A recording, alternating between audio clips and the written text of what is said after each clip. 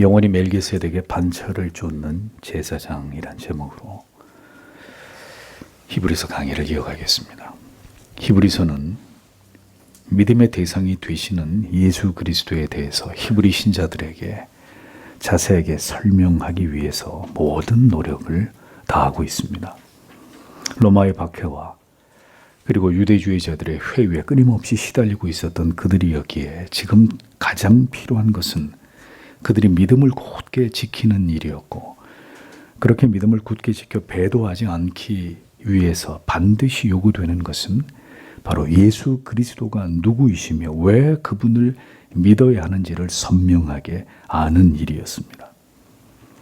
신앙이 뒤로 물러가거나 혹은 약화되고 흔들리게 되는 이유는 믿음의 대상에 대한 피상적이고 불분명한 지식, 즉 무지 때문이고, 믿음의 대상에 대한 이러한 불명확성은 결국 신앙이 더 깊어지거나 열렬해지기 위한 어떤 진지하고 성실한 동기도 제공해 줄 수 없는, 성장하지 못하는 병적인 유아기 상태에 놓여 있는 신앙의 고질적인 문제의 원인이 될 수밖에 없는 것입니다. 신앙의 연륜이 되어갈수록 하나님에 대해서, 그리스도에 대해서 더 깊이 알아가고 그 지식이 확장되지 못하면 신앙은 결코 정상적으로 성장해 나아갈 수 없습니다. 인간의 이성은 분명한 지식을 통해서 확고한 믿음을 불러일으키지 않는 존재에 대해서 지속적인 믿음을 가질 수 없도록 기능하기 때문입니다. 어리석은 사이비 이단 종파에 빠지는 사람들은 그 이성이 미혹되고 마비되어서 정상적으로 작동하지 않기 때문에 사악한 교주들의 말을 신봉하고 그에게 재산도 몸도 시간도 다 가져다 바치는 이런 어리석은 일들을 행하는 것입니다. 아무리 오래 교회를 다녔어도 형식적인 신앙의 습관적인 형태는 존재할 수 있을지라도 믿음이 더 견고하고 흔들림 없이 자라지 못하는 이유는 성경의 모든 진리를 통한 이 위대한 지식의 융합이 한 영혼 가운데 지속적으로 일어나지 않기 때문입니다. 모든 것이 이렇게 단편적일 때 믿음은 절대로 자랄 수 없습니다. 깊어질 수 없습니다. 기독교에 대해서 단편적이고 초보적인 지식만을 가지고 어린아이 같은 신앙의 수준에 머물러 있게 되면 그 믿음은 절대로 성장해 나갈 수 없습니다. 그런 믿음은 언제나 회의와 의심, 실증과 권태에 무너지게 되고 뜻밖의 일어난 어떤 어려운 상황과 문제들 속에서 속수무책으로 심각하게 흔들리거나 결국 믿음의 자리를 이탈하게 되는 일들로 나타나기 마련입니다. 그러므로 부지런히 성경을 통해서 우리가 믿는 대상에 대한 보다 깊이 있고 확고한 지식을 얻어야 합니다. 하나님을, 예수 그리스도를 알아가야 하고 이를 위해 성령의 도우심을 구하면서 하나님의 말씀을 사모함으로 기꺼이 이것을 배우고 깨닫는 일에 신자는 지속적인 모든 노력을 기울여야만 합니다. 그것이 우리가 우리의 믿음을 성장시켜 나아가며 흔들림 없이 인생의 어떤 위기의 상황에서도 안전하게 우리의 신앙을 지킬 수 있는 첩경이 될 수 있다는 사실을 기억하셔야 합니다. 많은 사람들이 신앙을 갖기 위해 노력합니다. 그러나 진정한 신자가 되어가는 일이 그리 쉽지 않은 것은 신앙의 올바른 길을 알아야 그 길로 행할 수 있기 때문입니다. 신앙의 그 지경과 지평을 넓혀가는 방법을 올바로 깨닫지 못하거나 여전히 자아가 중심이 되어 있는 그 완고한 고집을 꺾지 못할 때 신앙은 성장을 거듭하지 못하고 그 자리에 멈추어 서거나 뒤로 퇴보하는 일들이 생겨날 수밖에 없는 것입니다. 히브리서를 통해서 우리는 왜 환난과 박해를 받으며 끊임없이 회유를 받고 있는 그리스도인들에게 예수 그리스도에 관한 입체적이고 종합적인 지식을 전달하기 위해 성경이 이토록 애를 쓰고 있는지를 분명히 알아야 될 필요가 있습니다. 이렇게 철저하게 성경에 기반하여 우리의 믿음의 대상인 예수 그리스도에 대한 확고한 지식을 갖지 않게 되면 예수 그리스도가 우리의 영혼에 닻이 되어주지 않는다면 결국 어느 시점에선가 어떤 위기 앞에서 어떤 미혹의 요소들로 인해서 결국 배도의 위험성을 피할 수 없게 되고 마침내 흘러 떠내려가는 일들이 일어날 수 있기 때문입니다. 거듭난 신자는 반드시 하나님의 말씀에 대한 동일한 신앙의 패턴이 나타나야 합니다. 그것은 하나님의 말씀을 올바로 배워 나아가고자 하는 열정을 가지고 부단히 진리를 듣고 깨달음을 통해서 그 믿음이 단련되어져 가는 것입니다. 그 마음이 식어지지 않도록 교회는 여러분에게 그래서 끊임없이 하나님의 말씀을 통한 은혜의 연료를 공급하는 것입니다. 그러므로 연료를 공급받지 못한 자동차는 결국 길에 멈추어 서게 되듯이 은혜의 방편을 소홀히 하는 사람은 그 신앙을 온전히 유지할 수 없다는 것을 알아야 합니다. 누구든 예수 그리스도를 알기 위해 지성적인 헌신을 다하는 이 치열한 신앙의 과정을 통과하지 않은 채로 그저 쉽고 편안하게 더 깊은 믿음의 길로 나아갈 수는 없다는 사실을 기억하십시오. 그 길은 참된 신앙의 길이 될 수 없습니다. 하나님을 경외했던 수많은 신앙의 위인들 가운데 치열하지 않게 하나님을 믿었던 단 한 사람이라도 여러분이 아는 분이 있으면 거명을 해보십시오. 그런 하나님의 사람은 단 한 명도 존재하지 않습니다. 성경은 결코 그런 신앙에 대해서 우리에게 말씀하고 있지 않습니다. 히브리서 기자는 그리스도를 멜기세덱의 반차를 쫓는 유일무이한 대제사장이 되심을 5장, 6장에서도 일부 언급했습니다. 이제 7장에서는 그 멜기세덱 제사장이 누구인지에 대해서 예수 그리스도와 연관해서 더 자세하게 이것을 설명하므로 유대인들이 가장 최고의 종교 지도자로 여겼던 레위 지파 출신의 제사장들보다 유다 지파 출신의 예수 그리스도께서 훨씬 더 비교 불가의 유일한 대제사장이 되심에 대해서 논증하고 있는 것을 볼 수 있습니다. 이것을 통해서 예수 그리스도만이 유일하시고 완전하신 중보자이시며 오직 그리스도를 통해서만 참된 구원을 얻을 수 있음을 히브리 그리스도인들에게 논증하고 있는 내용이 바로 오늘의 말씀입니다. 히브리서는 이제 멜기세덱이 어떤 인물인지에 대해서 창세기의 기록을 바탕으로 그에 대해서 소개하고 있습니다. 1절에서 3절을 보겠습니다. 왜냐하면 이 사람 멜기세덱이 살렘의 왕이 가장 높으신 하나님의 제사장이기 때문이다.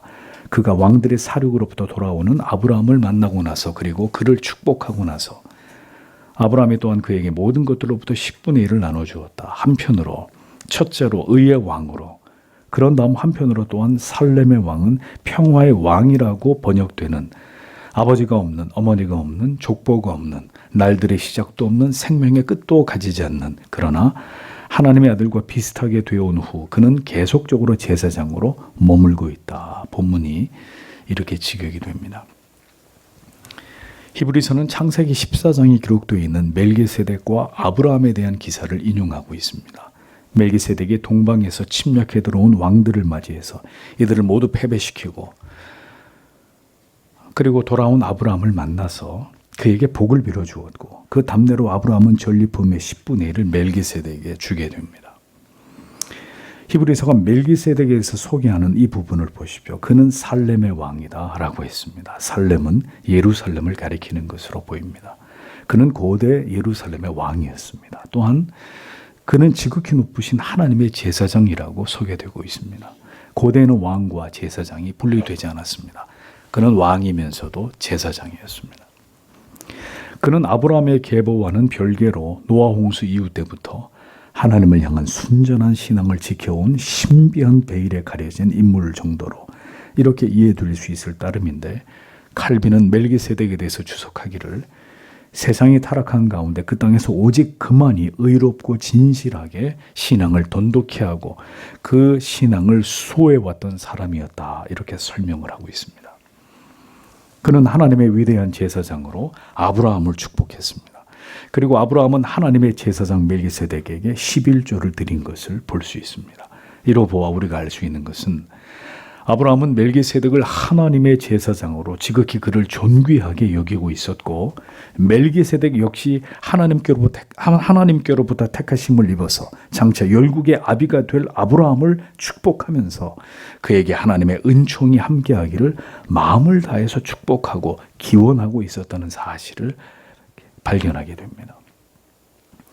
히브리서에서는 잘 나타나 있지 않지만 창세기 기사를 보면 멜기세덱은 아브라함을 축복만 한 것이 아니라 아브라함에게 빵과 포도주를 대접한 것을 보게 됩니다.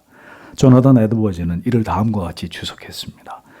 주의 만찬의 성례전에서 빵과 포도주의 의미가 그러하듯이 이 빵과 포도주는 동일하게 은혜 언약의 복들을 상징하는 것으로 아브라함이 승리하고 돌아왔을 때 멜기세덱이 그런 은혜의 증표를 가지고 아브라함을 대접한 것은 그것이 바로 그 언약의 성취에 대한 하나님의 보증이었다는 것을 나타내는 것이다.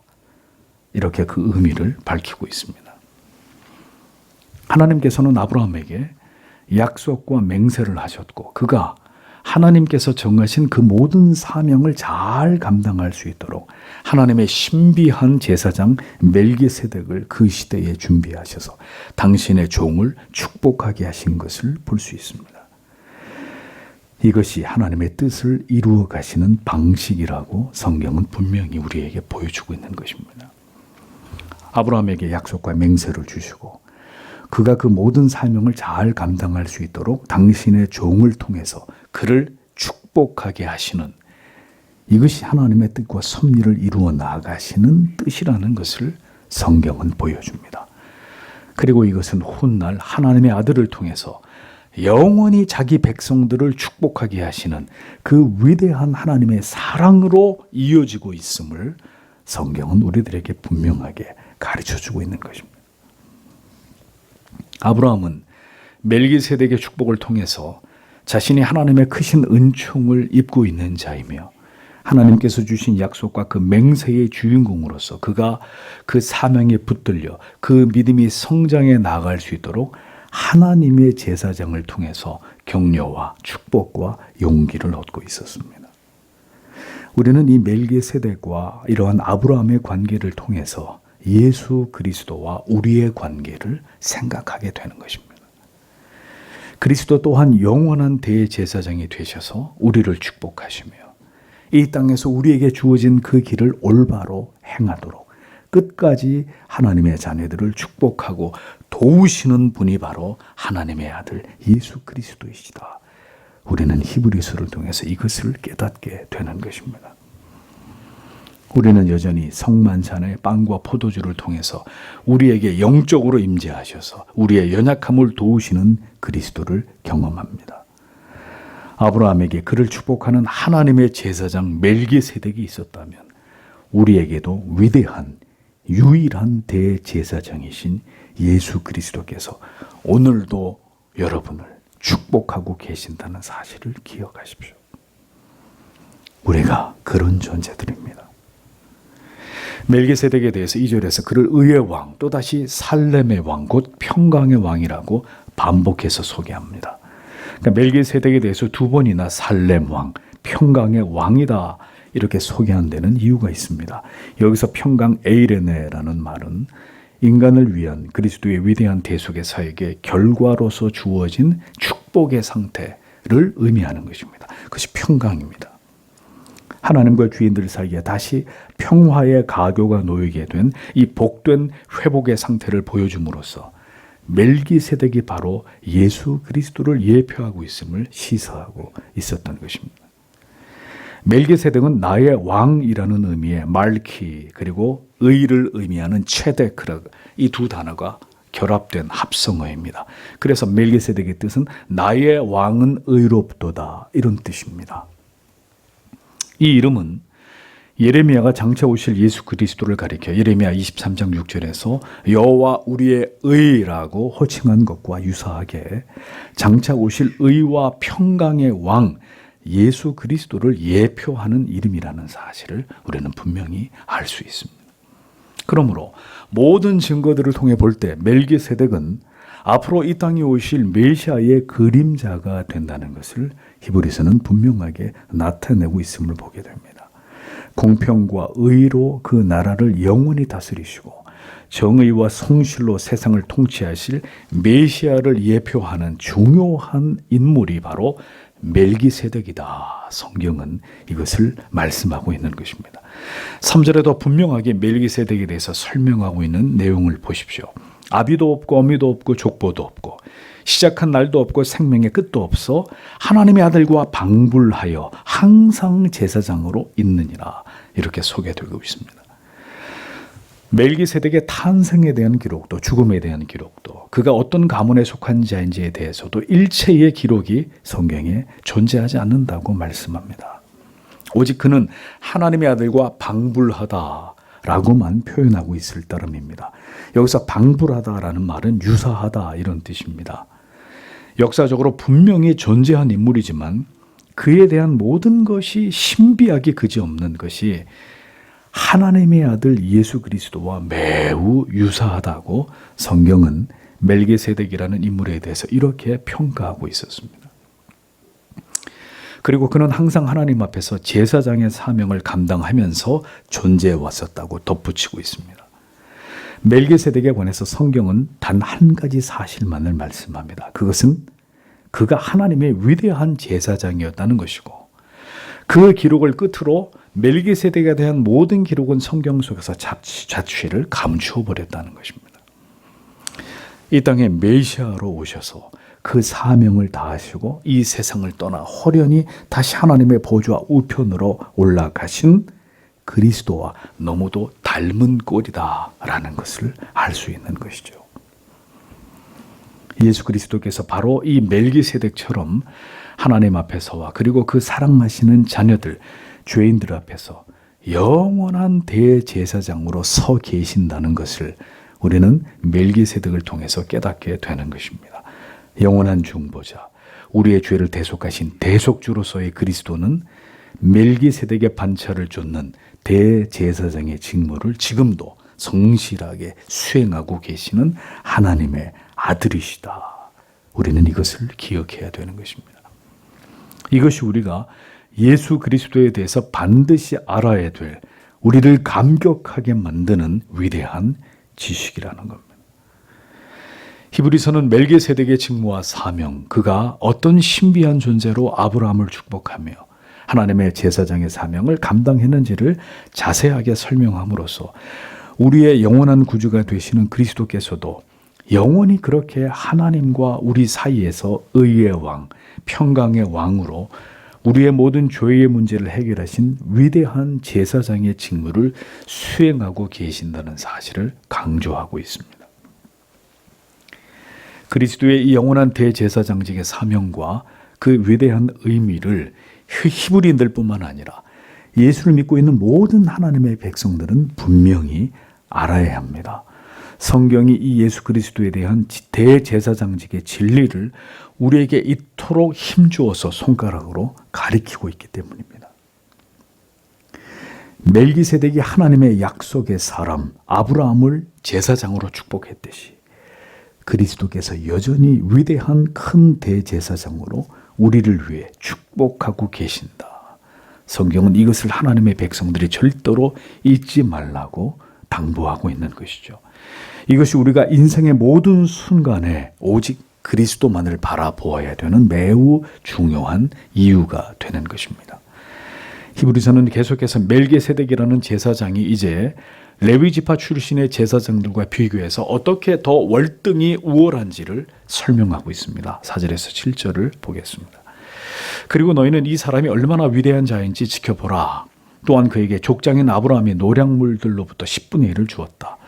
그리고 한편으로 레위의 아들들로부터 제사장직을 받은 자들은 율법을 따라서 백성들로 10분의 1을 바치도록 하는 계명을 가지고 있다. 비록 아브라함의 허리로부터 나왔을지라도 이는 그들의 형제들이다. 다른 한편으로 그들로부터 족보에 등록되지 않은 자가 아브라함에게 10분의 1을 징수해왔다. 그리고 그가 약속들을 가지고 있는 자를 축복해왔다. 그리고 모든 반론을 제외하고 더 낮은 자가 더 높은 자에 의해서 복을 받는다. 이렇게 기록이 되어 있습니다. 멜기세덱이 레위 지파 출신의 제사장들보다 우월한 첫 번째 이유는 아직 레위 지파와 그 지파 출신의 제사장들이 역사 속에 등장하기도 전에 아브라함은 자신이 취한 노력물들 중에 10분의 1을 이미 하나님의 제사장 멜기세덱에게 바쳤다고 말씀하고 있습니다. 앞으로 아브라함의 후손으로 태어나게 될 레위 지파의 후손들조차도 율법을 따라서 11조를 드리라는 명령을 통해 이스라엘 백성들이 하나님께 의무적으로 구별하여 드린 11조를 거두어서 그것을 분배받았는데, 그렇게 11조가 레위 지파의 제사장들에게 돌아가도록 명문화되기도 전에 이미 멜기세덱은 고대로부터 이스라엘의 시조 아브라함에게 11조를 받았던 제사장이었음을 밝히고 있습니다. 멜기세덱은 레위 지파의 족보에 포함된 자도 아님에도 불구하고 그는 이미 이스라엘의 시조 아브라함에게 11조를 받은 제사장이었습니다. 그리고 아브라함에게 그가 하나님께 받은 약속대로 그에게 복을 빌어 주었던 최초의 제사장이었습니다. 복을 빌어 주다라는 의미에 대해서 칼빈은 어떤 뚜렷한 영광을 지닌 자가 관심의 영역 안에 있는 자를 낱낱이 하나님께 위탁하는 기도의 엄숙한 행위라고 주석을 했습니다. 멜기세덱을 통해서 아브라함을 축복하게 하신 것은 하나님의 뜻이었습니다. 언제나 하나님은 자기 백성들을 이렇게 위하십니다. 그들의 순종을 통해서 그들의 하나님을 향한 경외와 사랑을 통해서 영광을 받으시고, 그들에게는 예수 그리스도를 통해서 성도들의 생애가 다하는 날까지 신령한 복이 임하도록 그들을 위해 간구케 하시는 은혜를 하나님의 사랑하시는 모든 백성들에게 베풀어 주시는 아버지십니다. 그러니 우리가 구원의 날까지 결코 그 하나님을 버릴 수 없는 것은 너무나도 당연한 것입니다. 그 위대한 일들을 모두 우리 안에서, 당신 안에서 하나님이 모두 이루어가고 계시기 때문입니다. 아브라함은 그가 노력한 것 가운데 가장 좋은 것으로 하나님의 제사장 멜기세덱에게 주었습니다. 멜기세덱은 하나님께서 지목하여 택하신 이스라엘 민족의 시조 아브라함에 대해서 하나님께서 약속하신 바대로 그를 언제나 축복하는 일을 지속했습니다. 그렇게 아브라함은 하나님의 제사장 멜기세덱을 높였고, 멜기세덱은 하나님의 마음을 가지고 아낌없이 아브라함을 축복했습니다. 이것이 하나님의 계획이고 섭리이고 뜻이었기 때문입니다. 복을 빌어준 자가 그 복 빌음을 받은 자보다 더 우월한 존재다, 성경이 말씀합니다. 7절에 패일원하고 낮은 자가 높은 자에게 복 빌음을 받느니라, 이렇게 기록이 되어 있습니다.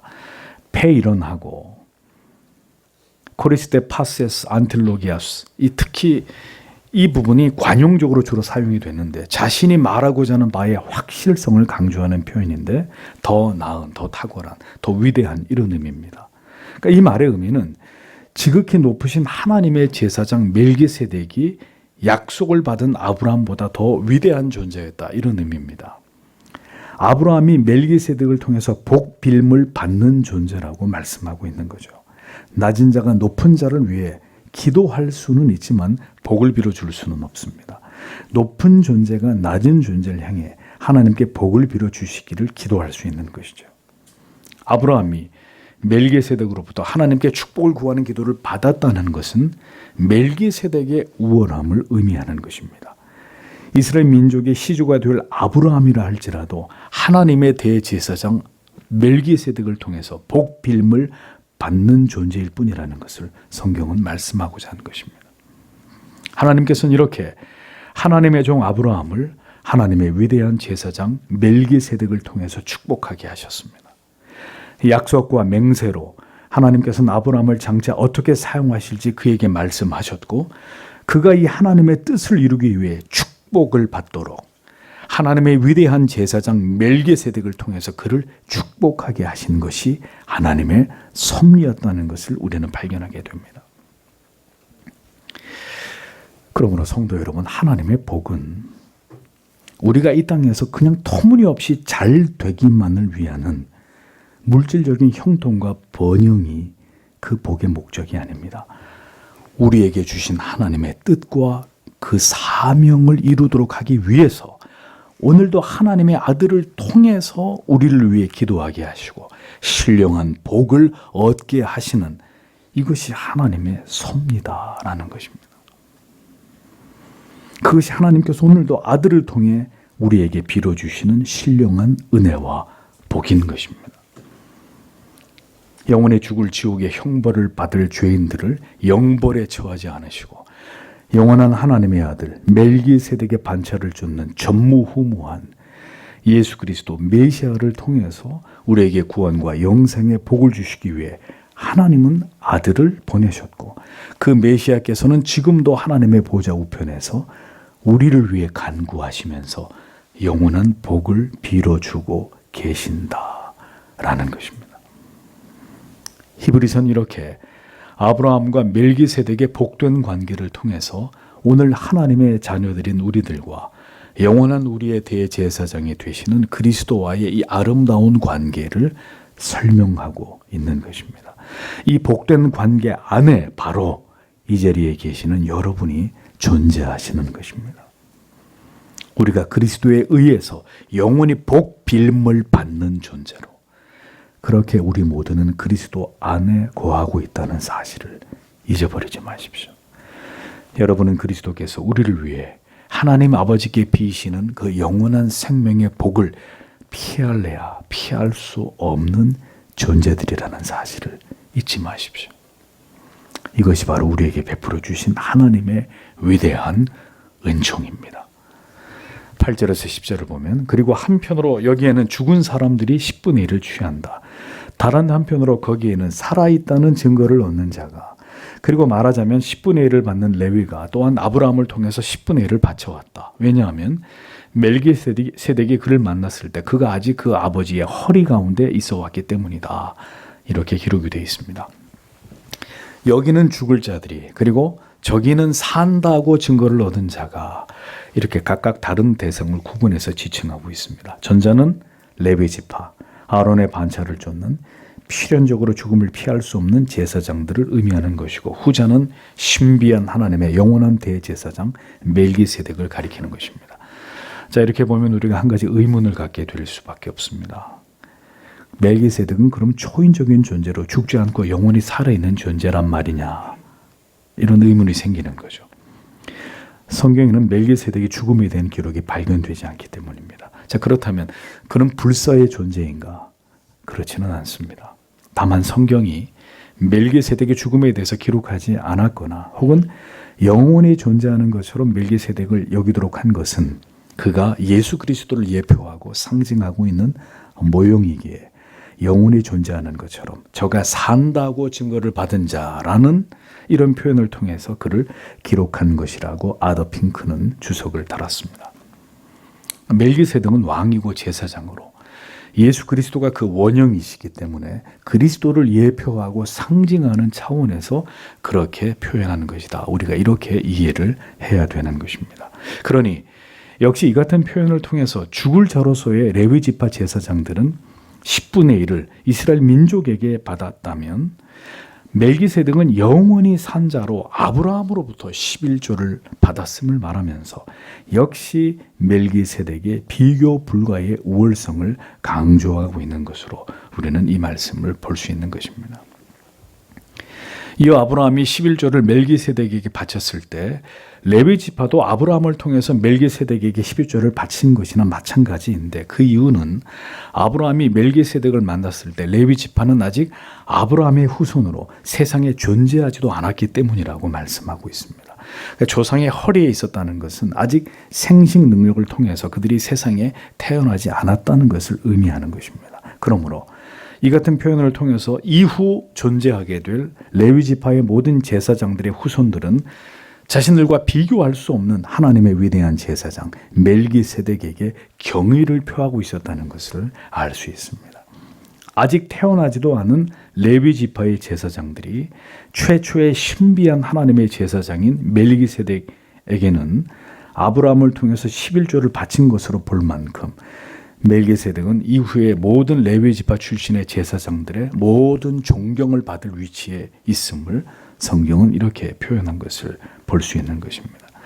이러한 설명은 멜기세덱은 레위 지파 출신의 앞으로 세워지게 될 제사장들과는 비교 불가의 위치에 있다는 사실을 계속해서 강조하기 위함입니다. 히브리서는 구약의 제사장 제도의 불완전성과 그 한리를 정확하게 가리키고 있습니다. 그리고 그 레위 제사장들과 본질적으로 다른 멜기세덱의 위치를 계속 부각시키면서 결국 이 멜기세덱의 탁월성과 우월성의 그 이미지를 예수 그리스도와 연결시키고 있는 것을 볼 수 있습니다. 영원히 단번에 죄인들의 모든 죄를 대속하실 수 있는 유일하신 가장 위대한 대제사장은 오직 예수 그리스도뿐이다라는 사실을 이런 모든 논증을 통해서 증명하고 있는 것입니다. 이것이 히브리 그리스도인들에게 히브리서가 강조하고 있는 바입니다. 그리스도는 이렇게 완전하신 그 어떤 인간 제사장들과 비교될 수 없는 영원한 대속을 단번에 완성하신 가장 위대하신 분이시다. 이 주제를 계속 힘주어서 웅변하고 있는 내용이 히브리서입니다. 그래서 이어지는 11절과 13절을 보면 그러므로 만일 참으로 레위 계통의 제사장직을 통해서 성취가 있었다면 왜냐하면 백성이 바로 그 위에서 법을 수여받았기 때문에 왜 여전히 멜기세덱의 순서를 따른 그리고 아론의 순서를 따르지 않는 제사장이 일어나도록 말해질 필요가 있는가? 왜냐하면 제사장 직분이 변경되면서 또한 강제적으로 율법의 변경이 일어났기 때문이다.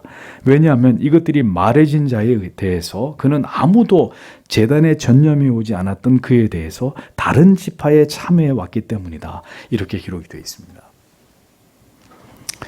자, 그러니까 율법에 익숙한 히브리 그리스도인들에게 히브리서는 그러나 레위 계통의 제사장 직분으로는 결코 온전할 수 없는, 온전함에 이를 수 없는 이 한계를 명확하게 설명하고 있는 겁니다. 즉 레위 지파의 제사장들의 그 제사의 행위를 통해서 근본적으로 죄의 문제를 모두 해결할 수 있을 것 같았으면 왜 아론의 반차를 쫓는 제사장들이 제사를 계속 이어가지 않고 새롭게 멜기세덱의 반차를 쫓는 새로운 한 제사장이 영원한 우리의 메시아가 되시는 예수 그리스도께서 이 땅에 왜 궁극적으로 제사장으로 오실 까닭이 있었겠느냐, 이것을 질문하고 있는 것입니다. 율법은 죄를 깨닫게 해줄 뿐 그것을 지킴으로 우리가 의롭다 인정함을 받게 해줄 수는 없습니다. 그렇듯이 아무리 아론의 제사장들이 죄를 속하기 위해 속죄의 제사를 수없이 드려도 근본적으로 인간의 전적인 타락과 죄로 인한 부패의 문제는 해결될 수 없는 문제이기에 우리에게는 전혀 다른 종류의 새로운 제사장이 필요할 수밖에 없었던 것이고 그 새로운 위대한 대제사장이 바로 예수 그리스도이시며 그분을 예표하고 있었던 위대한 신비한 제사장이 바로 멜기세덱이다. 성경은 이것을 명확히 밝혀주고 있는 것입니다. 하나님께서는 죄인들을 위해서 그들의 모든 죄의 궁극의 대속을 위해서 아론 반열의 제사장들로서는 절대로 이룰 수 없는 위대한 대속의 역사를 하나님의 아들을 통해서 이루셨습니다. 그분은 멜기세덱의 반차를 쫓아 이 세상에 오신 전혀 새로운 제사장이심을 강조하면서 율법과 그리고 아론 반열의 제사장들과 그 제사에 익숙했던 히브리인들에게 이제는 예수 그리스도로 말미암아 궁극의 대속이 성취되었다는 사실을, 새로운 구원의 길이 열렸다는 이 진리를 히브리서는 분명하게 강조하고 있었던 것입니다. 12절에 제사 직분이 변역한즉 율법도 반드시 변역하리니 이렇게 말씀하고 있는데 여기서 변역되다라는 말의 의미는 변경되어 폐지되다 혹은 바뀌어져 무효가 되다 이런 의미입니다. 구약의 제사장직과 율법은 뗄 수 없는 관계로 제사장의 직무는 율법의 근거를 두고 있습니다. 그러므로 제사장 직분이 없이 율법은 그 기능이 온전히 유지될 수가 없습니다.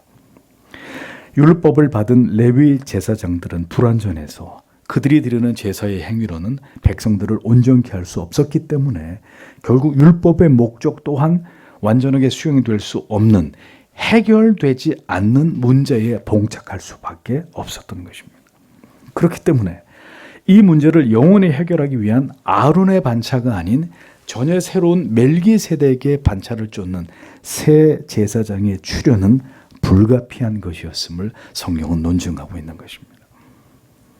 제사장직이 멜기세덱의 반차를 쫓는 그리스도로 바뀌었다면 이제 율법도 더 이상 구원을 받기 위한 용도로서의 율법이 아니라 이제는 죄를 깨닫게 하고 경계하기 위한 목적으로서의 율법의 그 기능이 변경이 되어서 무효가 되는 것이 맞고, 그 율법의 기능을 대신한 것이 바로 예수 그리스도를 믿음으로 의롭다 칭함을 받게 된 이신칭의 은혜의 복음이라는 것을 히브리서는 이렇게 유대주의 전통이 아직 찌들어 있었던 히브리 그리스도인들에게 바로 이 진리를 설명하고 있었던 것입니다. 새로운 대제사장의 직분은 한 사람도 제단의 일, 즉 제사의 일을 섬겨보지 않은 전혀 다른 지파에 속한 자를 통해서 세워지게 되었는데, 그분이 바로 유다 지파 출신의 예수 그리스도이시다라는 것을 밝히고 있습니다. 레위 지파가 아닌 한 사람도 제단의 일을, 제사의 일에 참여해 본 적이 없는 유다 지파에서, 즉 율법에 따르면 제사장이 절대로 나올 수 없는 지파에서 새로운 제사장이 탄생하셨으니 그분이 바로 영원히 그리고 단번에 우리의 죄의 문제를 해결하신 예수 그리스도이시다. 성경은 이것을 말씀하고 있는 것입니다.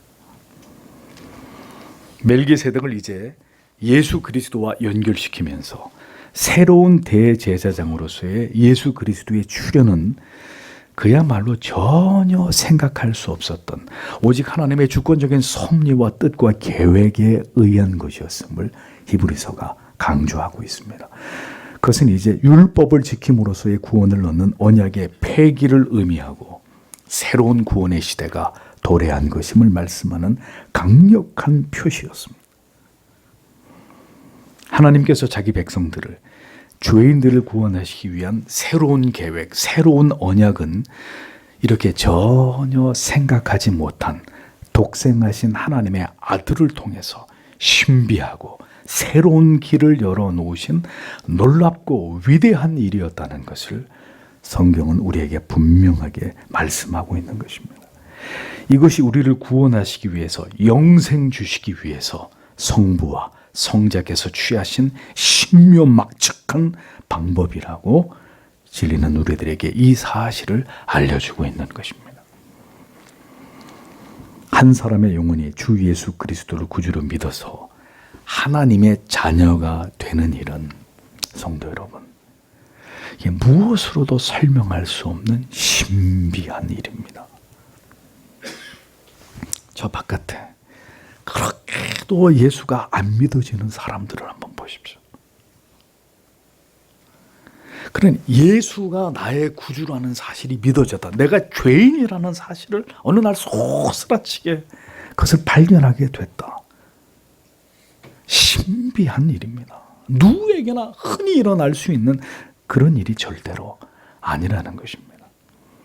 하나님의 제사장 멜기세덱의 존재도 이 땅에 인간의 모습으로 오셔서 우리에게 구원과 영생을 주신 하나님, 하나님의 아들이신 예수 그리스도의 출현도, 그리고 어느 날 우리에게 찾아오셔서 믿음을 선물로 주심으로 주 예수 그리스도가 나의 구주이심을 믿어지게 하신 이 모든 일들도 항상 일어날 수 있는 그저 우연하고 평범한 일들이 아니라 모두가 놀랍고 신비한, 여러분을 위해 계획된 하나님의 놀라운 뜻 그 자체라는 것을 우리는 절대로 잊지 말아야 한다는 것입니다.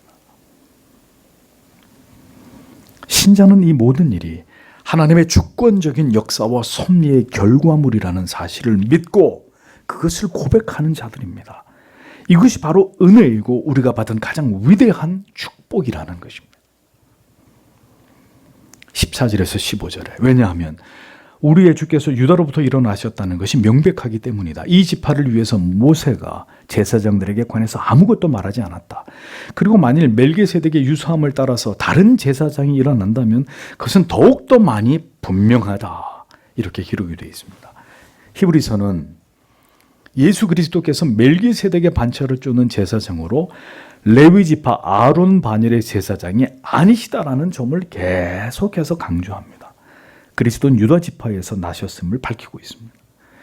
그리스도는 레위 지파가 아닌 유다 지파이심에도 불구하고 주께서 멜기세덱의 반차를 쫓아 신비한 대제사장이 되신 것은 근본적으로 새로운 질서, 새로운 약속 안에서 새로운 구원의 계획이 세워졌다는 그 의미가 되는 것입니다.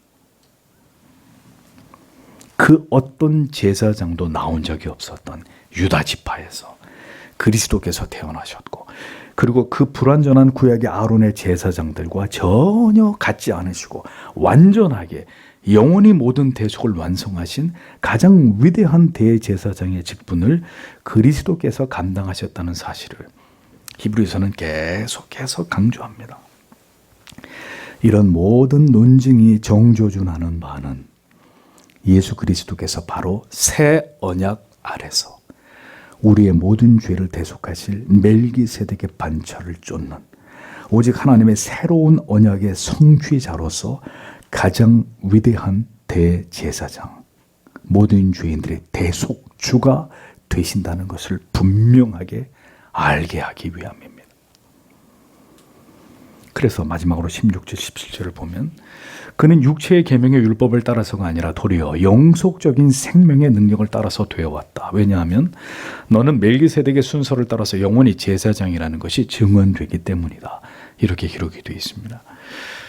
그리스도께서 대제사장이 되심은 육체에 상관된 계명의 법, 즉 제사장은 레위 지파로 국한된 모세의 율법에 의해서 세워지지만 그리스도는 그 율법에 의해서가 아니라 무궁한 생명의 능력을 쫓아야 되는 것이라고 역시 그 우월성과 독보성을 다시 강조합니다.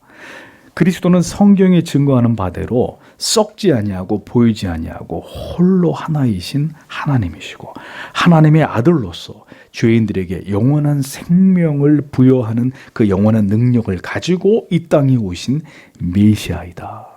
이 사실을 말하고 있는 것입니다. 그는 그와 같은 능력과 권능으로 죄인들을 대속하시기 위한 영원한 대제사장이 되셨다는 것입니다. 그것이 바로 주께서 영원히 멜기세덱의 반차를 쫓는 제사장이라 불리움을 받으시는 궁극의 이유라는 사실을 히브리서는 이렇게 분명하게 논증하고 있는 것입니다.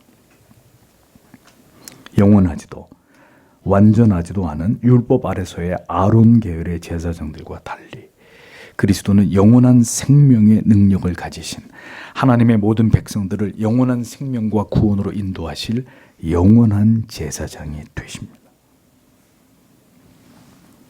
성도 여러분, 히브리서의 기자가 이렇게 긴 논증을 통해서 멜기세덱과 예수 그리스도를 계속 오버랩시키면서 또 구약의 레위 지파의 제사장들과 멜기세덱을 계속 비교하면서 이 주제를 이렇게 길게 다루면서 강조하고 있는 가장 중요한 이유가 무엇인지를 생각해 보십시오.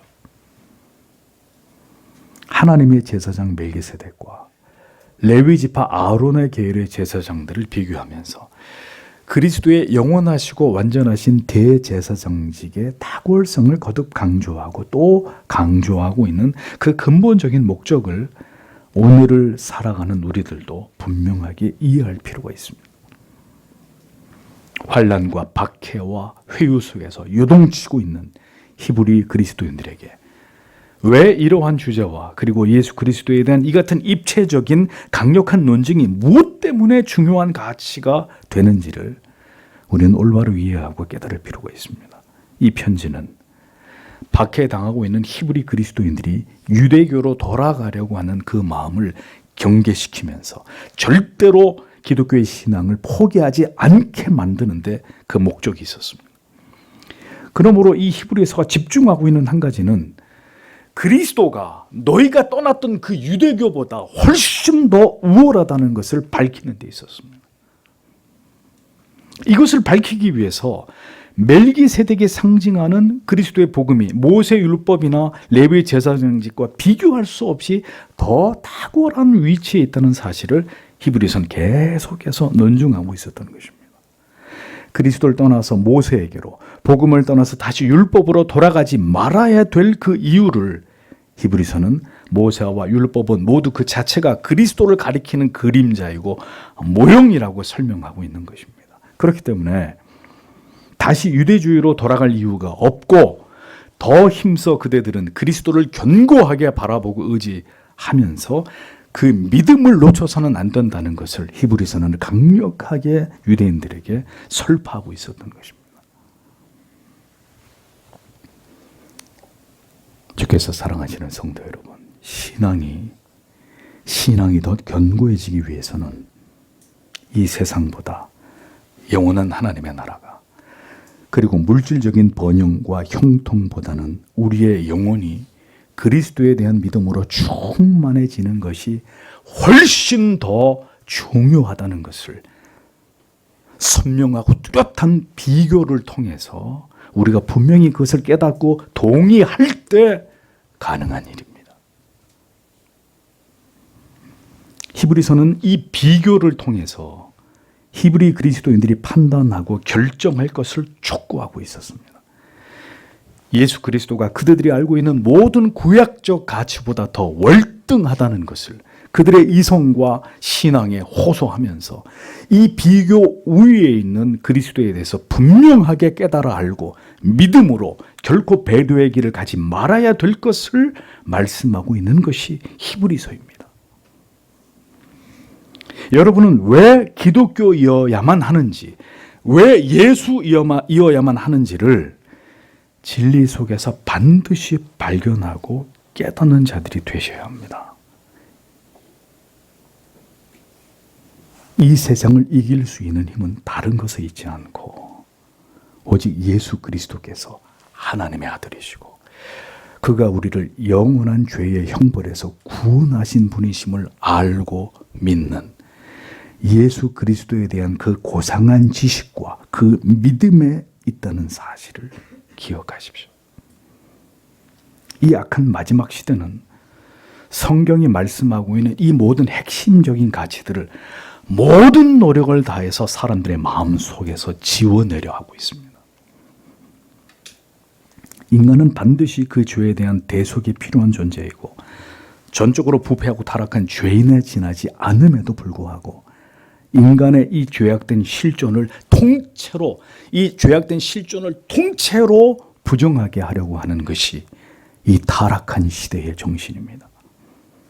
하나님을 그리고 그의 아들 예수 그리스도를 인정하지 않는 한 인간의 전적 타락, 부패, 무능 이 꼬리표는 결코 떼버릴 수 없는 수치스러운 것임을 알기 때문에 이 마지막 세상은 이제 하나님의 존재를 그리고 모든 죄인들을 구원할 메시아의 존재를 완전히 부정하는 것으로 무한한 인간의 우월한 능력이 오늘에 이르기까지 세상을 계속 발전시켜 왔고 인간의 정신을 진화시켜 왔다고 주장하고 싶어 하는 것입니다. 그렇게 신을 부정한 채로 인간 자체를 신처럼 떠받들면서 인간의 위대성만을 드높이고자 하는 것이 바로 이 타락한 세상을 지배하고 있는 사악한 정신들이란 말입니다. 그 정신은 바로 사탄에게 미혹된 인간들의 머리에서 비롯된 것입니다. 중요한 사실은 절대 진리가 이렇게 급격히 소멸되고 지워지고 있는 시대이기에 하나님을 향한 그리고 메시아를 향한 절대적인 믿음조차도 이제는 찾아보기 희박한 시대를 우리는 지금 살아가고 있다는 사실입니다. 많은 사람들이 올바른 신앙의 자리를 이탈하고 있습니다. 그러니까 진리는 좋은데 절대 진리는 싫다는 거예요. 모든 종교 가운데 기독교 인정해 줄 수 있는데 기독교만 유일신을 가진 유일한 종교다 듣기 싫다는 겁니다. 그건 니들이 나는 소리고. 절대 진리에 대해서 불가지론적인 입장을 취하면서 더 이상 영생, 영벌, 심판, 죄, 구원 이란 주제에 사로잡히는 것을 인간들이 극도로 거부하는 시대가 되어버렸습니다. 모든 것을 상대화, 다원화해서 절대라는 말에 대해서 엄청난 부정적이고 혐오하는 태도를 보이는 거예요. 죽음에 대해서, 인간의 원초적인 죄와 악의 문제에 대해서, 죽음 이후의 내세에 대해서 진지하게 이것을 사유하고자 하는 동기조차 가질 수 없는 나약한 인간의 정신과 마음 안에서 어떻게 자신의 구원과 내세에 대한 진지하고 절박한 물음이 만들어질 수 있겠습니까? 말초적인 감각을 자극하는 이 쾌락주의에 찌든 세상을 살아가고 있는 인간의 정신이 무엇으로 진지하게 자기의 구원과 믿음이라는 주제에 몰입해서 그 해답을 알고자 하는 거룩한 동기를 유지할 수 있겠습니까? 불가능한 얘기예요. 그러니 앞으로 교회 안에서 더 많은 배도자가 나오게 되는 것은 피할 수 없는 일이 될 수밖에 없는 것입니다. 세상이 더욱 절대 진리에 대해서 담을 쌓고 하나님과 예수 그리스도에 의해서 일체의 무관심과 나아가 혐오로 일관하는 때에 누가 지대한 관심을 가지고 하나님과 그 아들께서 그리고 성령 하나님께서 죄인을 구원하기 위해 행하신 일들에 대해서 진지하고 신중한 관심을 보일 까닭이 있겠느냐 하는 것입니다. 우리는 성경의 히브리서가 왜 이러한 논증을 통해서 예수 그리스도의 우월성과 독보성을 당대의 히브리인들에게 그리고 모든 시대의 그리스도인들에게 특별히 이 말세를 만난 마지막 시대의 신자들에게 말씀하고 있는지를 깨달아야 합니다. 사람들은 점점 쉽고 재밌고 간편하고 즐거운 것만을, 그런 가치들만을 원합니다. 진리가 논증하고자 하는 이 고도의 지식을 추구하고 그 의미를 이해하는 일에 대해서 실증과 권태와 거부감을 표현합니다. 그러면서도 그들은 자신들이 그리스도인들이라고 말한단 말입니다. 히브리서는 분명히 우리들에게 그리스도의 도의 처벌을 버리라고 말했습니다. 젖이나 먹고 단단한 식물을 먹을 수 없는 자들을 일컬어 영적인 어린아이라고 규정했습니다. 단단한 식물을 먹지 못하고 여전히 젖이나 먹는 자들, 더 깊은 진리를 전혀 깨닫지도 이해하지도 그 진리에 깊이 공감할 수도 없는 수준의 신자들을 히브리서는 어린아이들이라고 비유했습니다. 장성한 자는 지각을 사용하고 연단을 통해서 선악을 분별하는 자들이라고 정의했습니다.